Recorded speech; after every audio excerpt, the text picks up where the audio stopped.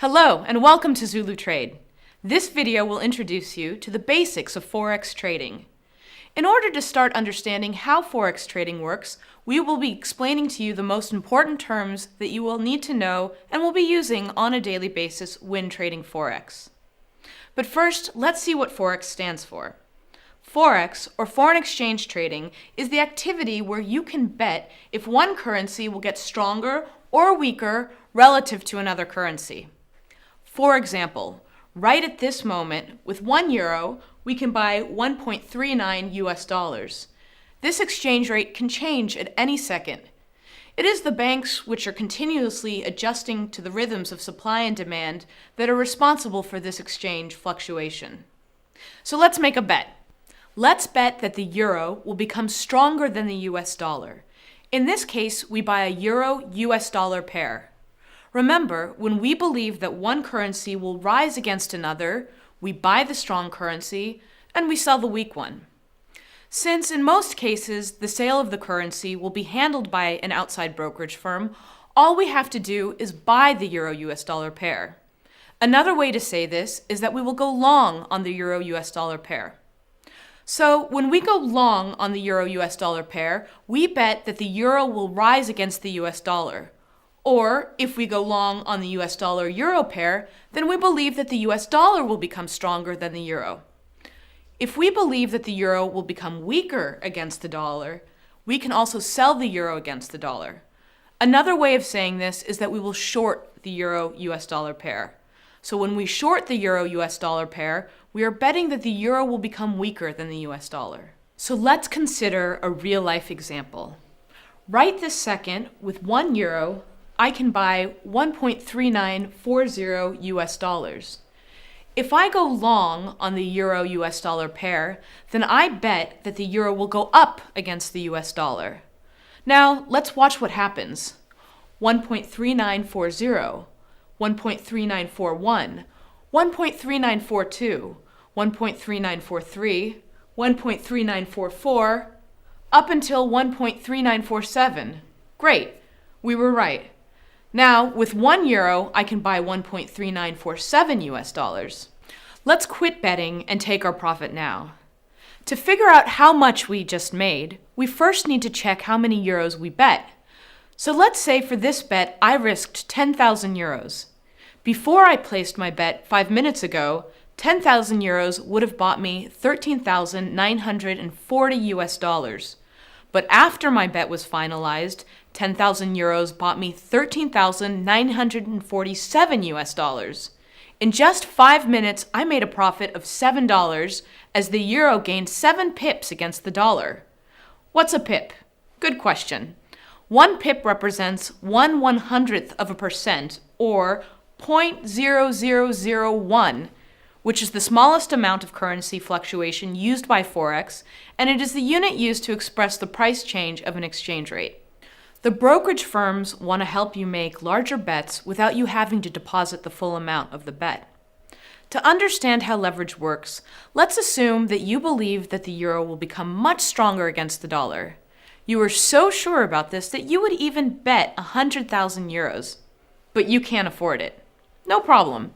The brokerage firms will let you take this risk and lend you the 100,000 euros. All they need from you is only 1,000 euros as a collateral deposit. From the brokerage firms, you can borrow 100, 200, or even 400 times the amount of your initial collateral deposit. If you risk 1,000 euros from your own money, you can place a bet between 1,000 and 400,000 euros. It's up to you. If your cash in pocket is 1,000 euros and your bet is 1,000 euros, then you don't exercise a leverage. Or you can say that you exercise a leverage ratio of 1-to-1.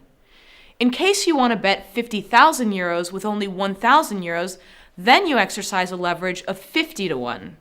Now, the big question is, do the brokerage firms lend the money for free? No, they don't.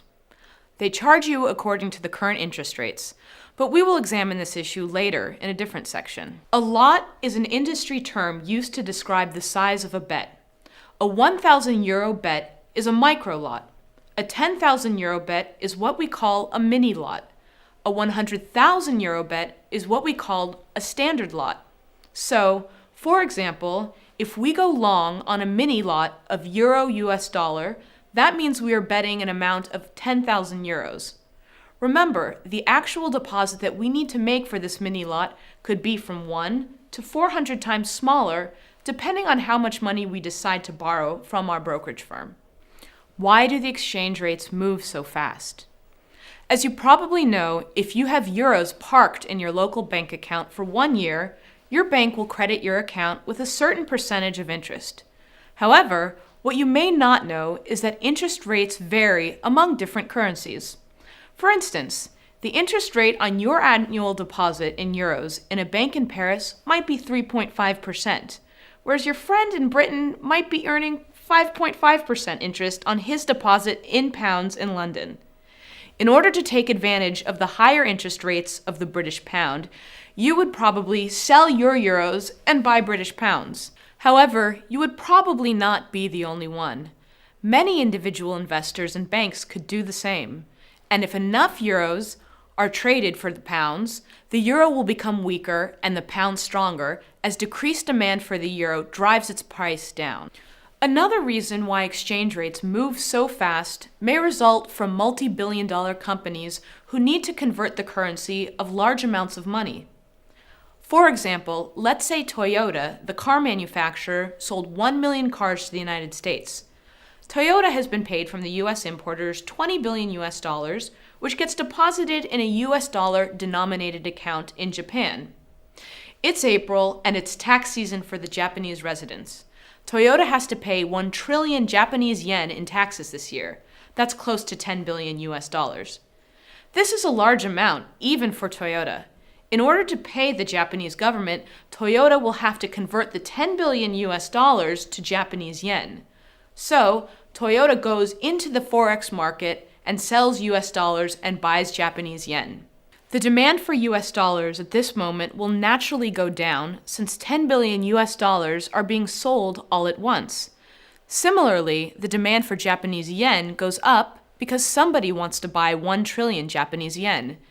In this case, the exchange rate between the euro and the Japanese yen could easily be affected. A last example relates to the timing and circulation of market information. For instance, let's say a financial report is published and shows instability in Europe. The unemployment rate has been going up lately, and companies are beginning to report negative growth. This news will scare many banks, prompting them to sell the euro, and the euro will decline against other currencies as a result. An important point to remember is this. Typically, the stronger the image of a country or a group of countries that represent a currency, the stronger that currency becomes against others in the long run.